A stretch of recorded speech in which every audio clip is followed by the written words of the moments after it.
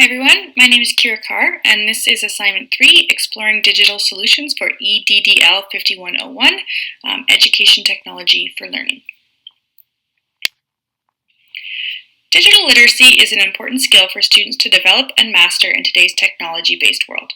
The new British Columbia curriculum includes the integration of digital literacies and technology skills in addition to the core curricula of each course. According to the BC government, all students must have regular opportunities to use technology to develop skills that encourage personal productivity, creativity, critical thinking, and collaboration in the classroom and in daily life. First, I will look at the problem I have identified in assignment 2, which includes integrating technology and digital literacy skills into my science classroom. Bates states that content and skills are tightly related, and as much attention needs to be given to skills development as to content acquisition to ensure that learners graduate with the necessary knowledge and skills for a digital age. Through integrating technology into my science classroom, my students will have a chance to learn the content of the course, but also develop the digital literacy skills that they will need to be successful once they graduate. The problem I would like to address is how can I teach the content of my science course and integrate technology in an authentic way that supports the development of digital skills. The technology-based solution that I am proposing is the use of blogging. I would like to revamp a current biology project so that students will create blogs instead of sharing their research on a poster or through PowerPoint. Currently in my biology unit, I assign the students a project that involves researching previous diseases, including their history, symptoms, spread of transmission, and cures. Then, the students use that information they have learned and create their own deadly disease. This project is fairly static, as they simply do the research and then submit this information on either poster or through PowerPoint. There is an aspect of digital literacy skill development in the current form, as I do introduce the project with a lesson on finding appropriate sources of information and learning how to reference those sources accurately. However, it does not allow for students to interact with the content in a way that is more in line with how they access information on a daily basis, nor does it teach them any digital literacy skills other than how to reference and source things. So why did I choose blogs? According to the University of Wales, blogs can be used in a course to facilitate students' formative learning towards key accessible learning outcomes, including academic literacy and digital literacy skills. By having the students create a blog, they are learning not only about how to conduct research effectively, but also developing digital literacy skills that will be useful to them in the future. Blogs are interactive and collaborative and allow for students to make real-life connections to the content.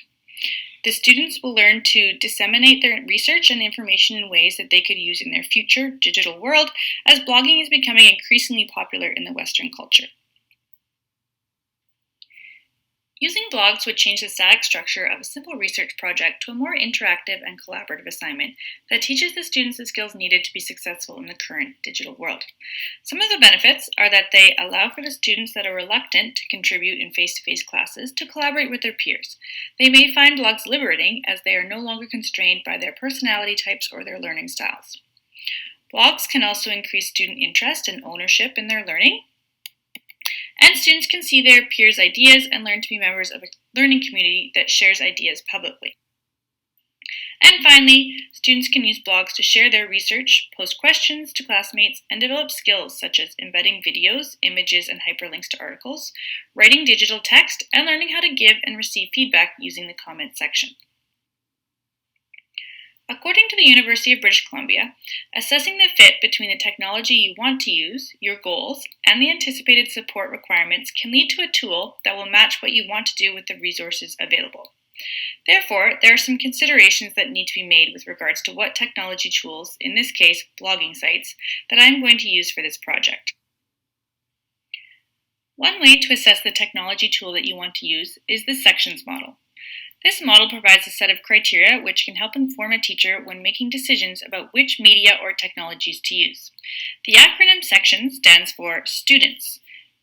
This involves the types of learners in the class and the accessibility of the tool for the students. Ease of use. How much time will it take to learn to use this tool? The cost.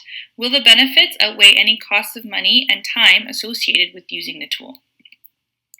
Teaching functions, including pedagogical affordances of media. So how well does this tool address the desired learning outcomes in terms of content and skills? Interaction. What kind of interactions will produce a good balance between comprehension and skill development? Organizational issues. What type of support is available for learning how to use this tool? Networking. Does it allow for students to network with people or groups outside the context of the course? And finally, security and privacy. What are my institution's privacy policies? What information are students required to share as using this tool? I have decided to use a modified version of the sections model to evaluate the blogging website that I will use, as Bates has suggested that it is based on research, it has stood the test of time, and it has been found to be very practical. So I will look at students. Will the students have access to this tool at home? It's important that they have access to the devices at home and that they can access it without creating personal accounts. It's ease of use. So will students and myself need to make a major investment of time to learn how to use it? It's important that there's a small amount of time needed to learn how to use it because I want the focus to be on learning the content while using digital literacy skills and not the main focus to be the digital literacy skills themselves. Cost. So is there a cost associated with this tool? For me, the tool needs to be free. Teaching functions. Does this technology support the learning goals that I have identified? This is obviously important that the tool that I use allows the students to achieve my learning goals of developing digital literacy skills, learning about infectious diseases, and learning how to collaborate and share information in ways that they will encounter in their everyday lives. And finally, security and privacy. My district has many privacy policies and rules regarding posting student information on public forums, so I need to ask, are students able to publish posts privately so that only students in the class can view them? The two potential blog building tools that I am going to evaluate are WordPress and Blogger.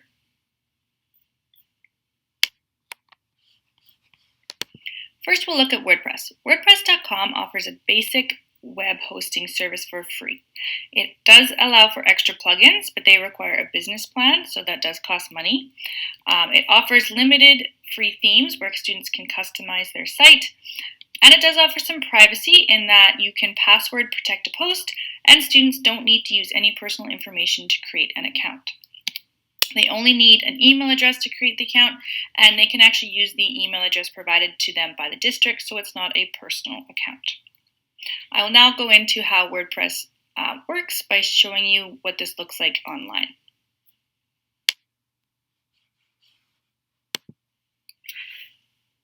So I'll just show you what WordPress looks like first.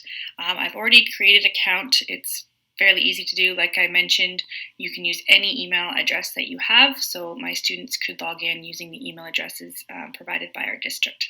So once you log in, it looks like this. On the left-hand side, you sort of have all the tools that you need to customize your blog site, add posts and media, and things like that. So I'll show you how to add a post first. So again, on the left-hand side is where you would go. You'd click on posts. And then you can just add a new post. They provide you with some examples, so those would be good for students to kind of look at it first. But once they've kind of entered into the posting site, it looks like this. So they can add a title.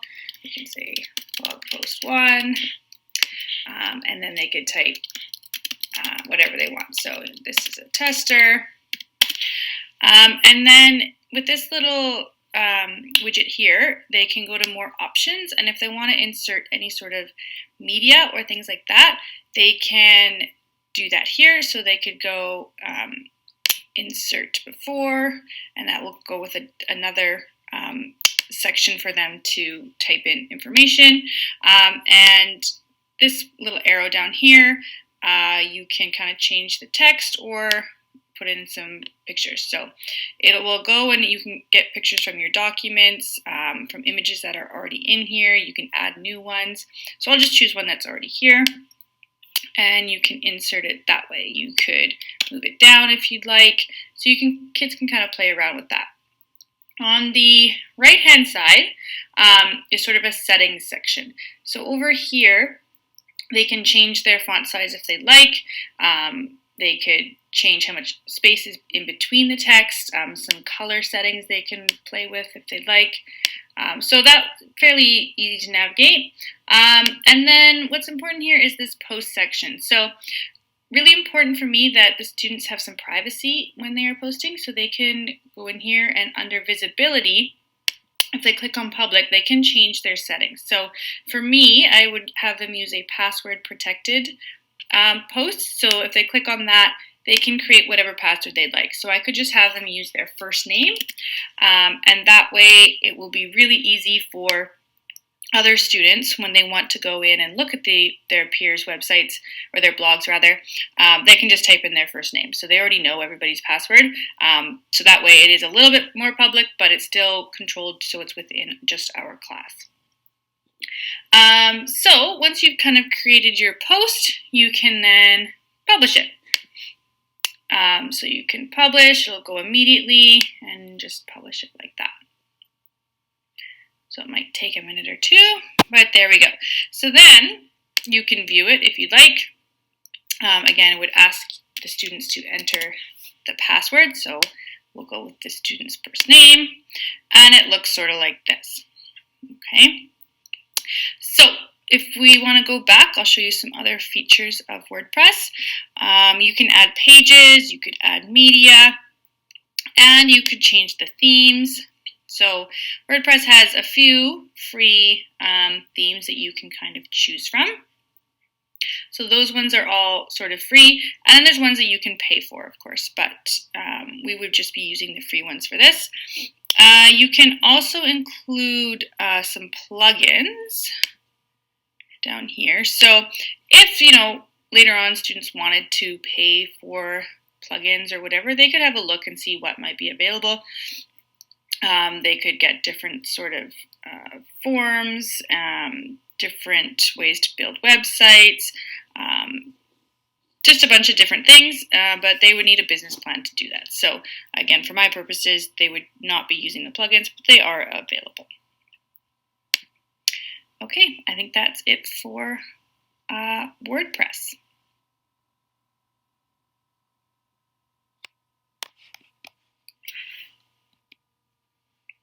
Next, to look at Blogger. Blogger is a free blogging service provided by Google. It does require a Gmail account, and not all students have a Gmail account, and based on my district policies, I cannot actually have students create one, so this is going to be an issue. It does, however, offer a very quick and easy way to create a blog for non-tech savvy users. And in terms of privacy settings, you have to type in individual emails of people to actually give them access. So it's quite complicated in terms of creating private posts, but still allowing other students in the class to see them. It does have limited design options, but has more than WordPress, so the students would probably enjoy that.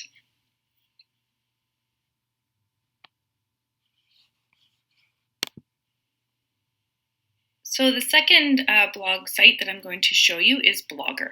It looks like this. I, again, have already logged in, but it just requires you to have a Gmail account. Now, most kids do have Gmail accounts, but not everybody, so this is sort of an issue with me. But if you were using something like Google Classroom with your district, this would really be a perfect setup. So when you create a blog, it takes you to this page here. And again, just like WordPress, on the left-hand side is where you will find all of the different kind of functions and things that you can use to customize your own site. You'll notice there are a lot less customizable features, so you can't really make this as individualized as WordPress, but that also makes it a lot simpler. So it's really easy, you can press New Post, and it takes you right here. And this looks a lot like what the kids are familiar with in terms of things like Google Docs, Microsoft Word. So it would be very familiar to them. So they can type in again, a test, I'd have a title. And up here will be where they can kind of add things. So change their font, how they want to rearrange their paragraphs. They could hyperlink up here, insert images, so they can go from their computer, their photos, Okay, so I don't know, let's upload from my computer.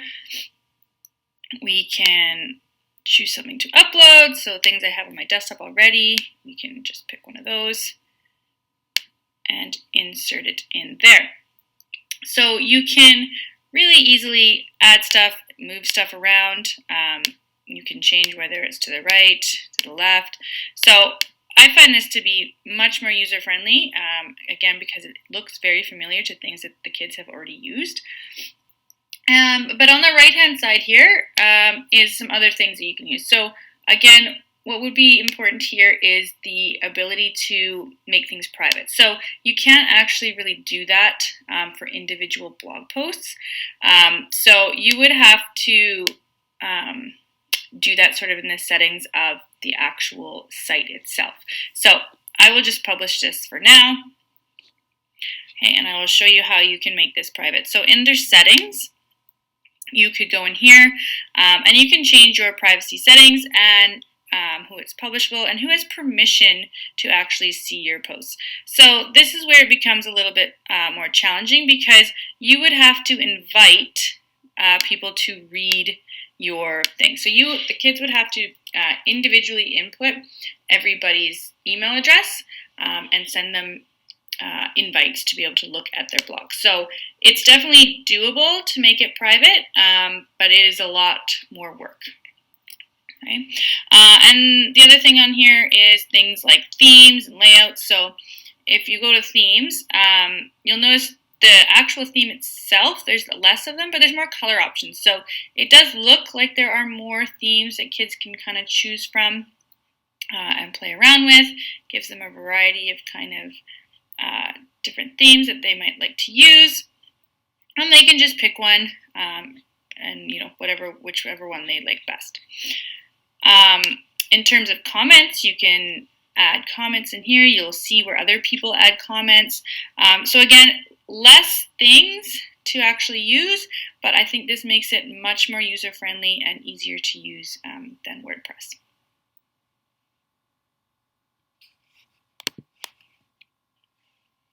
In using my critical evaluation checklist, here are the results for both of the websites. In terms of access, both Blogger and WordPress can be accessed on any device. However, Blogger requires a Gmail account, so only students with Gmail accounts can use it. Ease of use, Blogger is very simple, and even students with basic technical skills could use it easily. It would require a very small amount of time to learn how to use it. WordPress is definitely a little bit more complicated. However, it should still be fairly accessible for most students without a large investment of time in learning how to use it.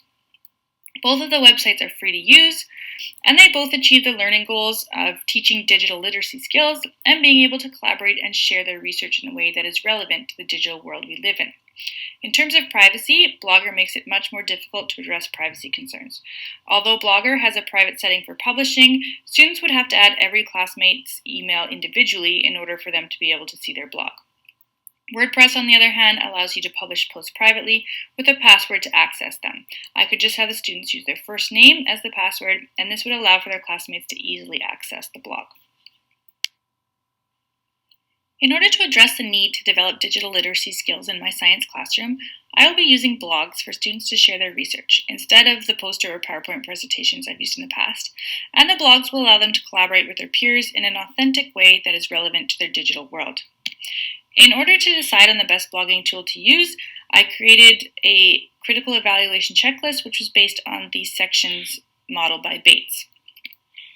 I looked at two potential blogging tools, WordPress and Blogger, and then using my checklist, I have determined that WordPress is the best tool to use. The main issue with Blogger is that it requires a Gmail account and is more difficult to control privacy concerns. It would simply not comply with the privacy policies my district has in place. Even though Blogger is much easier to use for both myself and my students, WordPress is still relatively user-friendly and it meets all of the requirements required by my checklist. I hope you learned a little bit about the potential implications of using Blogger and WordPress, and if you have any other suggestions for ways that I can improve the use of blogs for this assignment, I would welcome the feedback. Thanks for listening.